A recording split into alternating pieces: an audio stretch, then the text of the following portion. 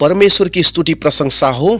सबको जय मसीह मेरी तरफ से। आज हम बात करने वाला है लूक की चैप्टर 17 वर्सेस 20 और 21। आप लोगों को ये वचन पढ़ के सुनाना चाहता हूँ।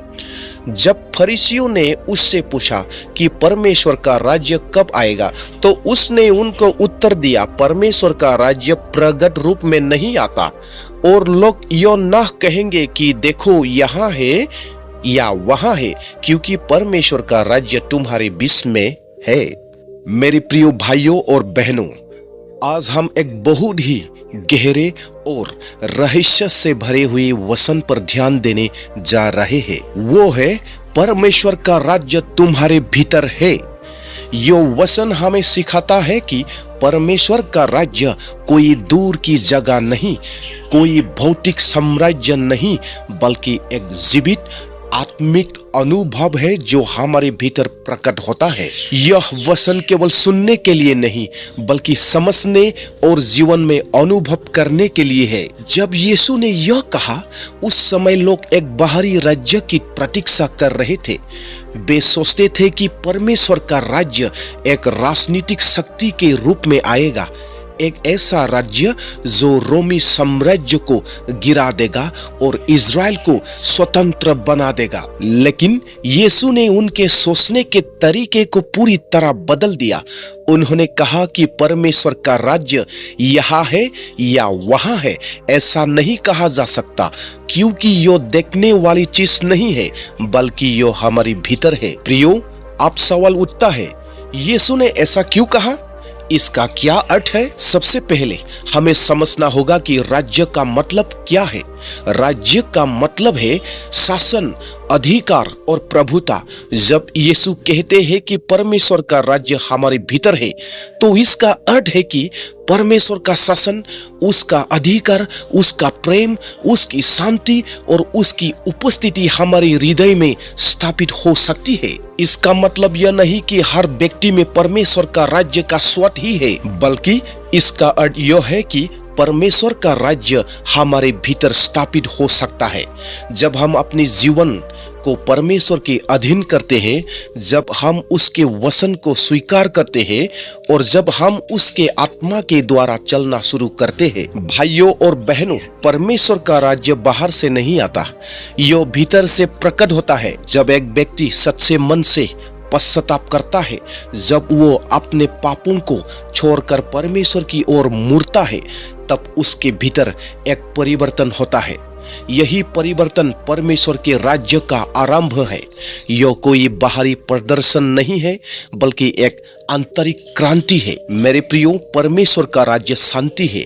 जब आपके चारों ओर समस्याएं हों, लेकिन आपके भीतर शांति हो, यह परमेश्वर के राज्य का चिन्ह है। मेरे प्रियो, परमेश्वर का राज्य प्रेम है।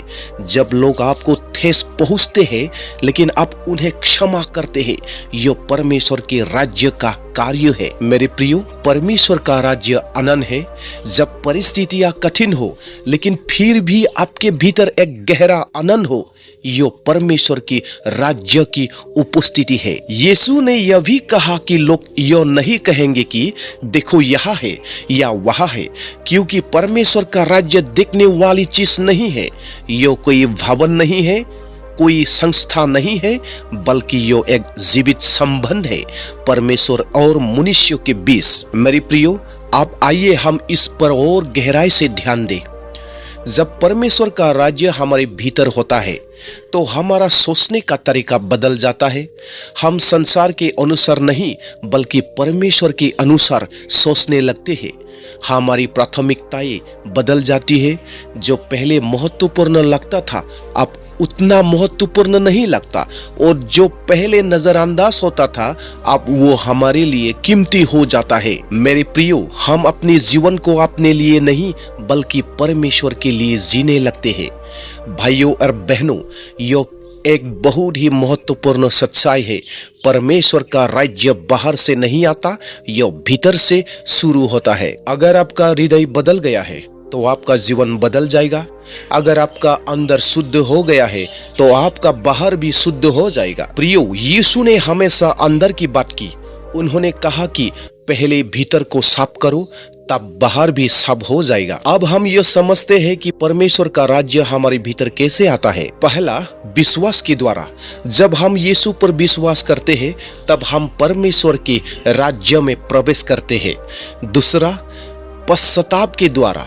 जब हम अपने पापों को स्वीकार करते हैं और उन्हें छोड़ देते हैं तब हमारे भीतर स्थान बनता है जहां परमेश्वर का राज्य आ सकता है। तीसरा, पवित्र आत्मा के द्वारा। पवित्र आत्मा हमारे भीतर कार्य करता है और हमें परमेश्वर के राज्य के अनुसार जीना सिखाता है। जब ये तीन बातें हमारे जीवन में होती है तब परमेश्वर का राज्य हमारे भीतर प्रकट होता है। अब एक और महत्वपूर्ण बात, यीशु ने अगले वचन में अपने चेलों से कहा कि ऐसे दिन आएंगे जब तुम मनुष्यों के पुत्र के दिनों में से एक दिन देखने की इच्छा करोगे लेकिन नहीं देखोगे। इसका क्या अर्थ है? इसका अर्थ है कि कभी कभी हम बाहरी चिन्हों और चमत्कारों की तलाश करते हैं। हम चाहते हैं कि परमेश्वर हमें कुछ दिखाए, कुछ बड़ा करे, कुछ अद्भुत हो, लेकिन यीशु हमें सिखा रहे हैं कि परमेश्वर का कार्य हमेशा बाहरी रूप में नहीं होता। वो हमारी भीतर शांति से धीरे धीरे कार्य करता है। मेरे प्रियो, कभी कभी हम परमेश्वर को बाहर ढूंढते हैं लेकिन वो हमारे भीतर कार्य कर रहा होता है। भाइयों और बहनों, आज हमें अपने आप से ये प्रश्न पूछना चाहिए, क्या परमेश्वर का राज्य मेरे भीतर है? क्या मेरे जीवन में परमेश्वर का शासन है? क्या मेरे निर्णय परमेश्वर के अनुसार है? क्या मेरे विचार पवित्र है? क्या मेरे हृदय में प्रेम, शांति और आनंद है? अगर नहीं तो आज ही समय है कि हम अपनी हृदय को परमेश्वर के लिए खोलें। परमेश्वर बाहर खड़ा नहीं है, वो आपके हृदय के द्वार पर खड़ा है और दस्तक दे रहा है। जब आप उसे अपने भीतर आने देते हैं तब उसका राज्य आपके भीतर स्थापित होता है, और जब परमेश्वर का राज्य आपके भीतर होता है तब आपका जीवन बदल जाता है। आप अंधकार में नहीं रहते बल्कि प्रकाश में चलते हैं। आप भय में नहीं रहते बल्कि विश्वास में चलते हैं। आप निराशा में नहीं रहते बल्कि आशा में जीते हैं। यो है परमेश्वर के राज्य की शक्ति। मेरे प्रियो, यो कोई बाहरी प्रदर्शन नहीं बल्कि एक आंतरिक परिवर्तन है। इसलिए यीशु ने कहा, परमेश्वर का राज्य तुम्हारे भीतर है। यो एक निमंत्रण है, यो एक अवसर है, यो एक जीवन बदलने वाली सच्चाई है। आइए हम इस सच्चाई को अपने जीवन में स्वीकार करें, अपने हृदय को खोलें, परमेश्वर को अपने जीवन का राजा बनाएं, और तब हम अनुभव करेंगे कि सच में परमेश्वर का राज्य हमारे भीतर है।